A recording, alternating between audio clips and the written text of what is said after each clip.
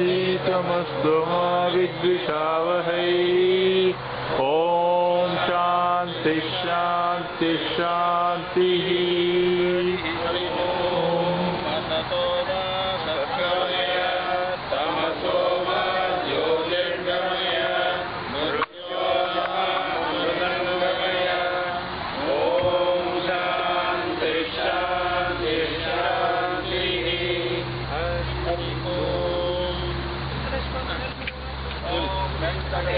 वासुदेवो प्रद्युम्नो मिथिलवासनः सृष्टिकर्ता जगन्नाथो माधवपतिः कृष्ण केशवो वामनश्चैव नारायणः ब्रह्मादीनां श्रीनिधिः सर्वभूतानां बहिर्भयनाशनः पठेत् नित्यं पापं तस्य विद्यते राजद्वारे पठेत्तोरे सङ्ग्रामे विपसङ्कटे भूतसर्वसार्गम्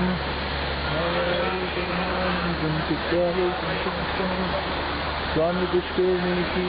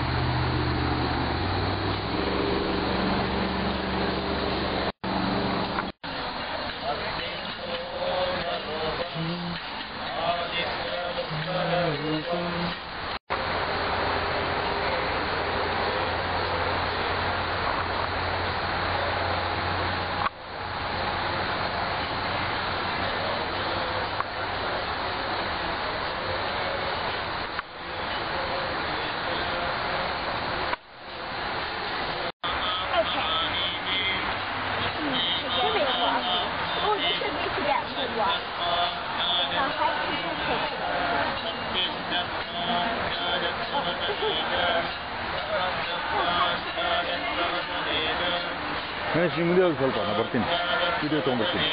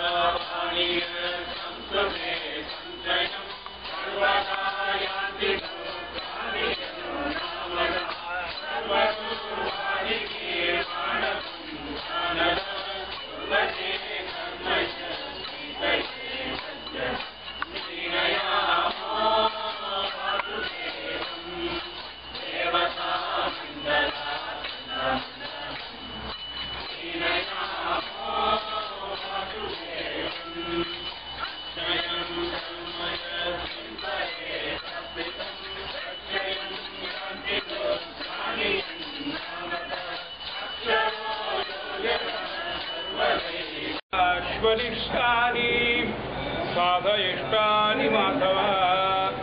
ಶ್ರೀ ಗುರುಭ್ಯೋ ನಮಃ. ಹರಿ ಓಂ.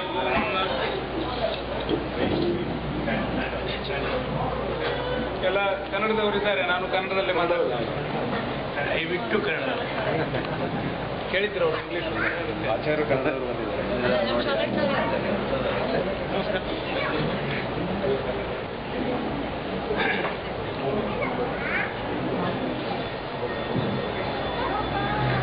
ನಾನು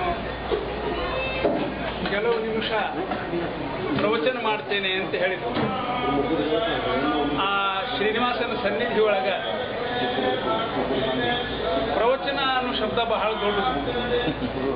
ಆ ಧೈರ್ಯ ನನಗಿಲ್ಲ. ನೀವೆಲ್ಲ ಹಾಗೆ ಅಥವಾ ನಾನು ನಿಮ್ಮೊಡನೆ ಸೇರಿ ಭಜನೆ ಮಾಡ್ತಾ ಅವನ ಆರಾಧನೆ ಮಾಡ್ತಾ ಸೇವೆ ಮಾಡ್ತಾ ಬಂದ್ವಿ. ಹಂಗೆ ಇದು ಒಂದು ಸೇವಾ, ತೊದಲು ನುಡಿ ಅಂತ ಹೇಳುವ ನನ್ನ ಸೇವಾ ಇದು. ಯಾಕಂದ್ರೆ ಇಲ್ಲಿಗೆ ಬಂದು ವೆಂಕಪ್ಪನ ದರ್ಶನ ಮಾಡಬೇಕಾದ್ರೆ ಜನ್ಮ ಜನ್ಮಾಂತರಗಳ ಪುಣ್ಯದ ಸಂಚಯ ಬೇಕು. ಇದು ಸಾಧಾರಣ ವಿಷಯ ಅಲ್ಲ. ಏನಾದರೂ ನಾವು ಪುಣ್ಯ ಕಾರ್ಯಗಳನ್ನು ಮಾಡಿದ್ರೆ, ಬಹಳ ದಿವಸದಿಂದ ಪುಣ್ಯ ಕೂಡಿ ಬಿದ್ದಿದ್ರೆ, ಇಂಥ ಒಂದು ಪರ್ವಕಾಲ ನಮಗೆ ಜೀವನದೊಳಗೆ ವೆಂಕಪ್ಪನ ಎದುರಿಗೆ ನಿಂತು ನಿಮಗೆಲ್ಲ ಗೊತ್ತದ 3-4 ತಾಸು 6 ತಾಸು ಇಡೀ ದಿವಸ ಕ್ಯೂದೊಳಗೆ ನಿಂತುಕೊಂಡು ಇನ್ನೇನು ವೆಂಕಪ್ಪ ಸಿಕ್ಕ ನೋಡಿದೆ ಅನ್ನೋದ್ರೊಳಗೆ ಜರಗಂಡಿ ಮುಂದೆ ದುಡ್ತಾರ ಮುಂದೆ ಹೊತ್ತೊಳಗೆ ಇಲ್ಲಿ ಬಂದು ಕಣ್ತುಂಬ ವೆಂಕಪ್ಪ ನೋಡಿದಾಗ ಮನಸ್ಸಿಗೆ ಅಲ್ಲೇ ದುಗಿಸಿಬಿಟ್ರಲ್ಲ ಅಂತ ಅಸಮಾಧಾನ ಆಗಿರ್ತದಲ್ಲ, ಇಲ್ಲಿ ಒಂದು ಸಮಾಧಾನ.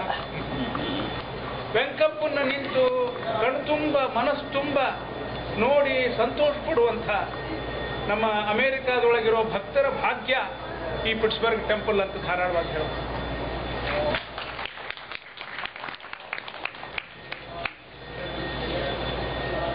ಅನೇಕ ಅವತಾರಗಳ ಬಗ್ಗೆ ನೀವು ಕೇಳಿದ್ದೀರಿ. ಏನು ಅವತಾರ ಅಂದ್ರೆ ವೆಂಕಟೇಶ ದೇವ್ರದೊಂದು ಅವತಾರ. ಅವತಾರ ಅಂದ್ರೆ ಏನು? ಅವತಾರ ಅಂದ್ರೆ ಕೆಳಗೆ ಇಳಿಯುವುದು, ಅಧಪಾತ ಅಲ್ರ, ಸ್ವಲ್ಪ ವ್ಯತ್ಯಾಸ. ಅವತಾರ ಅಂದ್ರೆ ಕೆಳಗಿಳಿಯುವುದು. ಅಧಪಾತದೊಳಗೂ ಮನುಷ್ಯ ಕೆಳಗೆ ಇಳಿತಾನ, ಸ್ವಲ್ಪ ಜೋರ್ಲೇನೆ ಇಳಿತಾನ. ಏನಂತರ ಅವೆರಡರೊಳಗ ಅಂದ್ರೆ ಕೆಳಗಿದ್ದವರನ್ನ ಮ್ಯಾಲಕ್ಕೆ ಎಬ್ಬಿಸಿ ಮುಕ್ತಿ ಮಂದಿರಕ್ಕೆ ಹತ್ತಿಸಲಿಕ್ಕೆ ಮಹಾನುಭಾವರು ಕೆಳಗಿಳಿದು ಬರ್ತಾರಲ್ಲ, ಅದಕ್ಕೆ ಅವತಾರ. ಮ್ಯಾಲಿನಿಂದ ಕೆಳಗೆ ಬೀಳ್ತಾರಲ್ಲ, ಅವ್ರನ್ನ ಎಬ್ಬಿಸ್ಲಿಕ್ಕೆ ಇನ್ನೋರು ಬೇಕು. ಆದ್ರೆ ಮ್ಯಾಲಿದ್ದವರು ರಾಘವೇಂದ್ರ ಶ್ರೀಪಾದಂಗಳಂಥವ್ರು, ರಘುತ್ತಮರಂಥವ್ರು, ವಾದಿರಾಜರಂಥವ್ರು, ವ್ಯಾಸರಾಜರಂಥವ್ರು ಒಬ್ಬೊಬ್ಬರ ಹೆಸರು ನೆನೆಸ್ಕೊಂಡ್ರೆ ರೋಮಾಂಚ. ಬೆಟ್ಟದ ಮುಂದೆ ನಿಂತುಕೊಂಡ್ರೆ ಈ ಬೆಟ್ಟ ಕಾಲಿಲೆ ಹೆಂಗೆ ಹತ್ತಿ ಅಂದ್ರು ಬರೇ ಸಾಲಿಗ್ರಾಮ ಕಾಣಿಸ್ತಾ ಬಿಟ್ಟು. ಎಂಥೆಂಥ ಮಹಾನುಭಾವರು ನಮ್ಮ ಪರಂಪರೆ. ಅವರು ಕೆಳಗಿದ್ದವರನ್ನ, ನಮ್ಮಂಥವರನ್ನ ಎತ್ತಿ ಮುಕ್ತಿ ಮಂದಿರಕ್ಕೆ ಮುಟ್ಟಿಸಲಿಕ್ಕೆ ಮ್ಯಾಲಿನಿಂದ ಕೆಳಗೆ ಬರ್ತಾರೆ ಮಹಾನುಭಾವರು. ಅಂಥ ಅವತಾರಗಳನ್ನ, ಅನೇಕ ಅವತಾರಗಳನ್ನ ಭಗವಂತ ಮಾಡಿದ್ದಾರೆ. ಅವತಾರಗಳನ್ನು 2 ವಿಧವಾಗಿ ಜ್ಞಾನಿಗಳು ವಿಂಗಡಿಸಿದ್ದಾರೆ. ಜ್ಞಾನ ಕಾರ್ಯದ ಅವತಾರಗಳು, ಬಲ ಕಾರ್ಯದ ಅವತಾರಗಳು. ಮತ್ಸ್ಯ, ಕೂರ್ಮ, ವರಾಹ, ನರಸಿಂಹ, ವಾಮನ, ಪರಶುರಾಮ, ರಾಮ ಎಲ್ಲ ಇವು ದುಷ್ಟರ ಸಂಹಾರ. ಕಂಸ ಅಲ್ಲ, ಬೇರೆ ಬೇರೆ ಹಿರಣ್ಯಾಕ್ಷ, ಹಿರಣ್ಯಕಶ್ಯಪು ಭೂಮಿಯನ್ನು ಇದನ್ನು ಮಾಡಿದ್ನಲ್ಲ, ವರಾಹ ರೂಪದಿಂದ ಬಂದು ಉದ್ಧಾರ ಮಾಡಿದ ಹಿರಣ್ಯಾಕ್ಷಾದಿ ರಾಕ್ಷಸರು. ಯಾಕ ಅಲ್ಲ ಅಂತಂದ್ರೆ ಅದನ್ನು ಮುಂದೆ ಹೇಳ್ತೀನಿ.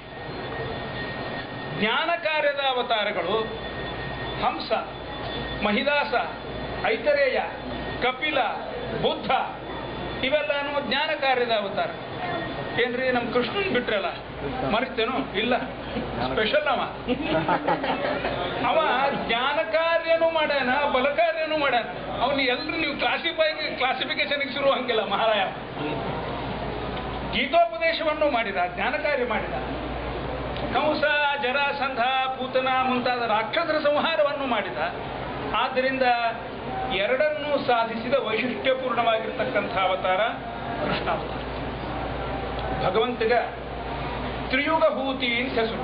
ಮಧ್ವ ವಿಜಯದೊಳಗೆ ಬರ್ತಾ ಇದೆ ನಾಥ ತ್ರಿಯುಗಭೂತಿರನುದ್ಭು ಬ್ರಹ್ಮಾಂಡಮಪ್ಯನವತಾರಮನಾದಿ ದಿಕ್ಷು ಸರ್ವಜ್ಞಂ ಅನ್ಯಂ ಅನವೇಕ್ಷ್ಯ ಸಕಾರ್ಯ ವೀರ್ಯಂ ಸ್ಮಿರಾನನೋ ಭುವನ ಜೀವನ ಭಾಷೆ. ತ್ರಿಯುಗಭೂತಿ ಅಂತ ಹೆಸರು ಭಗವಂತನು. ಅವಾಗ ಕಲಿಕಾಲದೊಳಗೆ ಅವತಾರ ಇಲ್ಲ, ಕೃತ ತ್ರೇತ ದ್ವಾಪರ 3 ಯುಗದೊಳಗೆ ಅವತಾರ. ಮತ್ತಿದು ವೆಂಕಪ್ಪನ ಅವತಾರ ಕಲಿಯುಗದೊಳಗಾಗದಲ್ರಿ. ವೆಂಕಟೇಶ್ ದೇವಸ್ಥಾನದೊಳಗೆ ಕೂತ್ಕೊಂಡು ಏನ್ ಮಾತಾಡ್ಲಿಕ್ಕೆ ಅಂತೀರಿ ನೀವು ಅಂದ್ರೆ ಅದು ಅವತಾರ ಬ್ಯಾರೆ ಅಲ್ಲ.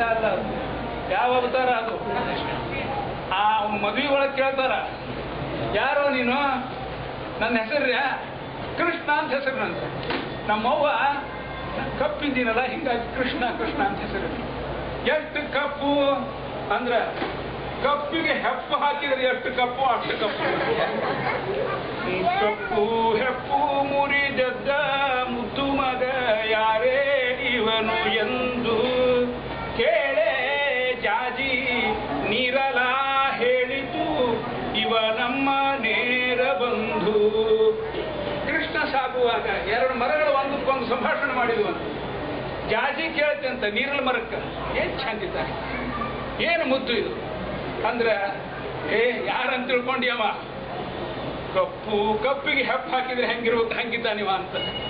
ಕಪ್ಪು ಹೆಪ್ಪು ಮುರಿದೆದ್ದ ಮುದ್ದು ಮಗ ಯಾರೇ ಇವನು ಎಂದು ಕೇಳೆ ಜಾಜಿ. ನೀರಲ್ಲಿ ಹಣ್ಣು ಇರ್ತದಲ್ಲ, ಏನಂತ ಜಾಂಬು, ಅದು ಹೇಳ್ತಂತದು. ಕೇಳೆ ಜಾಜಿ ನೀರಲ ಹೇಳಿತು ಇವ ನಮ್ಮ ನೇರ ಬಂದು. ನಾವು ಅಂತ ಹೇಳ್ತೇನೆ. ನಮ್ಮ ಸಂಸ್ಕೃತಿ ಒಳಗ ಕಪ್ಪಿಗೆ ಬಹಳ ದೊಡ್ಡ ಸ್ಥಾನ. ಸಾಲಿಗ್ರಾಮ ಕಪ್ಪು, ಕಪ್ಪು ಬಹಳ ಒಪ್ಪು ಅದಕ್ಕೆ ಭಗವಂತನ ಸನ್ನಿಧಾನಕ್ಕೆ. ಶ್ರೀಕೃಷ್ಣ 3 ಕೃಷ್ಣನ ದರ್ಶನಗಳನ್ನು ಮಾಡಬೇಕು ಅಂತ ಶಾಸ್ತ್ರ. ನೋಡ್ರಿ, ಮದುವೆ ಕಾಲ ಕೇಳ್ಕೊಂಡಾನ, ಯಾರೋ ನೀನು ಅಂದ್ರ ವಸುದೇವ ಅಂತ ನಮ್ಮ ತಂದೆ ಹೆಸರು. ನಂದು ವಸಿಷ್ಠ ಗೋತ್ರ, ಶ್ರವಣ ನಕ್ಷತ್ರ, 25 ವರ್ಷ, ನನ್ನ ಗೋತ್ರ ಕುಲ ಮನುಷ್ಯರು ಹಂಗೆಲ್ಲ ಹೇಳ್ಕೊತಾನ ಅವನು. ಹೇಳುವಾಗ ಯಾರು ನೀನು ಅಂತ ಕೇಳಿದ್ರ ವೆಂಕಟೇಶೋ ವಾಸುದೇವ ಪ್ರದ್ಯುಮ್ನೋ ಅಮಿತ ವಿಕ್ರಮ. ಮುಂದಿನ ಮಾತದು ಬ್ರಹ್ಮಾಂಡ ಪುರಾಣದ ವಾಕ್ಯ. ಯಾರು ವೆಂಕಟೇಶ ಅಂದ್ರೆ ವಾಸುದೇವ, ವಸುದೇವನ ಮಗ. ಭಗವಂತಗ ನಮಸ್ಕಾರ ಮಾಡುವ ಮುಂದೆ ಜ್ಞಾನಿಗಳು ಹೆಂಗ ನಮಸ್ಕಾರ ಮಾಡಿದ್ರು? ಕೃಷ್ಣಾಯ ವಾಸುದೇವಾಯ ದೇವಕೀ ನಂದನಾಯ ಚ ನಂದ ಗೋಪ ಕುಮಾರಾಯ ಗೋವಿಂದಾಯ ನಮೋ ನಮಃ. ಏನಂದ್ರಿ ಇದ್ರೊಳಗೆ? ಬ್ರಹ್ಮಸೂತ್ರ ಇಲ್ಲ, ಉಪನಿಷತ್ತು ಇಲ್ಲ, ಗೀತಾ ಇಲ್ಲ. ಈ ಶ್ಲೋಕದ ಅರ್ಥದೊಳಗ ಏನು ವೈಶಿಷ್ಟ್ಯ ಅಡಗ್ಯದ? ಅಪರೋಕ್ಷ ಜ್ಞಾನಿಗಳು ಇಂಥ ಶ್ಲೋಕಗಳಿಂದ ಯಾಕೆ ಸ್ತೋತ್ರ ಮಾಡ್ಯಾರ ಅಂದ್ರ ಭಗವಂತ ಬಹಳ ಪ್ರೀತಿ. ಯಾಕೆ ಪ್ರೀತಿ ಅಂದ್ರ ತಂದೆ ತಾಯಿ ಹೆಸರು ಹೇಳ್ಯಾರ. ವಾಸುದೇವಾಯ, ವಸುದೇವನ ಹೆಸರು ಬಂತು. ದೇವಕೀ ನಂದನಾಯ ಚ, ನಮ್ಮ ತಾಯಿ ದೇವಕಿ ಹೆಸರು ಬಂತು. ನಂದಗೋಪ ಕುಮಾರಾಯ, ನಂದಗೋಪನ ಹೆಸರು ಬಂತು. ವಿಶ್ವಾಮಿತ್ರರು ರಾಮಚಂದ್ರನ ಬೆಳಿಗ್ಗೆ ಎಬ್ಬಿಸುವಾಗ ಏನಂತ ಎಬ್ಬಿಸಬೇಕು? ಕೌಸಲ್ಯ ಸುಪ್ರಜಾ ರಾಮ ಪೂರ್ವ ಸಂಧ್ಯಾ ಪ್ರವರ್ತತೆ. ನಿಮ್ಮ ತಾಯಿಗೆ ಮಗನ ನಮಸ್ಕಾರ. ಎಂಥ ಮಗನ್ ಕೊಟ್ಟು ಜಗತ್ತು. ಕೌಸಲ್ಯ ಸುಪ್ರಜಾ ರಾಮ ಅಂತ ಆ ರಾಮನನ್ನು ಎಬ್ಬಿಸಬೇಕು. ಕೃಷ್ಣನನ್ನ ನಂದಗೋಪ ಕುಮಾರಾಯ ಅಂತ ಗೋವಿಂದನನ್ನ ಸ್ತೋತ್ರ ಮಾಡಬೇಕು. ಇದರಿಂದ ಭಗವಂತ ಸುಪ್ರೀತನಾಗ್ತಾನೆ. ಬರೇ ಪುರಾಣದ ಕಥೆ ಕೇಳಿದರೆ ಭಗವಂತ ಪ್ರೀತ ಆಗ್ತದೆ. ಇದನ್ನು ಕೇಳಿಕೊಂಡು ತಂದೆ ತಾಯಿ ಸೇವಾ ಮಾಡ. ಇವತ್ತಿನ ಕಾಲದೊಳಗ ಕಷ್ಟಪಟ್ಟು ತಮ್ಮ ಜೀವಾವೃತ್ತಿ ಇಟ್ಟು ತಂದೆ ತಾಯಿ ಮಕ್ಕಳು ದೊಡ್ಡವರಾದ ಮೇಲೆ ತಮ್ಮೊಳಗೆ ಹಂಚ್ಕೋತಾರ. ಅವ್ವ ಅಪ್ಪ ಇಬ್ಬರೊಳಗೆ ಒಬ್ರು ಹೋಗಿ ಒಬ್ರು ಬದುಕಿ ಉಳಿದಿದ್ದ ಮಕ್ಕಳು ಮುಂಜಾನೆ ಮಧ್ಯಾಹ್ನದ ಊಟ ನಮ್ಮಲ್ಲಾಗ್ಲಿ, ಅಣ್ಣ ರಾತ್ರಿ ಊಟಕ್ಕೆ ನಿಮ್ಮ ಮನೆಗೆ ಕಳಿಸ್ತೀನಿ. 2 ಹೊತ್ತು ಊಟಕ್ಕೆ ಹಾಕ್ಲಿಕ್ಕೆ ಇವನು ಹತ್ರ ಇಲ್ಲ. ಇವಾಗ ವಿದ್ಯಾ ಕೊಟ್ಟು, ಇವಾಗ ಬುದ್ಧಿ ಕೊಟ್ಟು, ಇವಾಗ ಆಸ್ತಿ ಮಾಡಿಕೊಟ್ಟು, ಮನಿ ಮಾಡಿಕೊಟ್ಟ ಉಂಟ. ನಾವೇನಾದ್ರೂ ಪುರಾಣ ಕಥೆಗಳಿಂದ ಏನಾದ್ರೂ ಕಲಿಯುವುದಿದ್ರೆ, ಯಾಕಂದ್ರೆ ಜಗತ್ ಪಿತೃಮಾತ್ರ ಗತಿ. ಭಗವಂತ ತಾಯಿ ತಂದೆ ಅಂತ ಅವನನ್ನು ಬಣ್ಣನ ಮಾಡ್ತಾನೆ. ತಂದೆ ತಾಯಿ ಏನು ಬಯಸ್ತಾರೆ? ಮಕ್ಕಳು ಸುಖವಾಗಿರಬೇಕು ಅಂತ ಬಯಸ್ತಾರೆ. ಬರೀ ಅವನು ಪೂಜಾ ಮಾಡಬೇಕು ಅಂತ ಬಯಸುವುದು ನಾನು. ಮುಂಜಾನೆದು 3 ತಾಸು ಪೂಜಾ ಮಾಡಿದರೆ ಭಗವಂತನ ಋಣ ಮುಗಿದೋತು ಅಲ್ಲ. ಅಕ್ಕ, ತಂಗಿ, ಅಣ್ಣ, ತಮ್ಮ, ಸ್ನೇಹಿತರು, ಸುತ್ತಮುತ್ತಲಿನ ಸಮಾಜ, ಬಡವರು, ದೀನರು, ದಲಿತರು, ಅವರ ಜೊತೆಗೆ ನೀವು ಹೆಂಗೆ ಬದುಕ್ತೀರಿ, ಬಾಳ್ತೀರಿ, ಇದು ಭಗವಂತನ ಪೂಜಾ, ಇದು ಭಗವಂತನ ಸೇವೆ. ಇದನ್ನು ಎತ್ತಿ ಎತ್ತಿ ಮತ್ತೆ ಭಾಗವತ, ಗೀತಾ ಎಲ್ಲ ಗ್ರಂಥಗಳಲ್ಲಿ ಸಾರಿ ಸಾರಿ ಹೇಳಿದ್ದಾರೆ.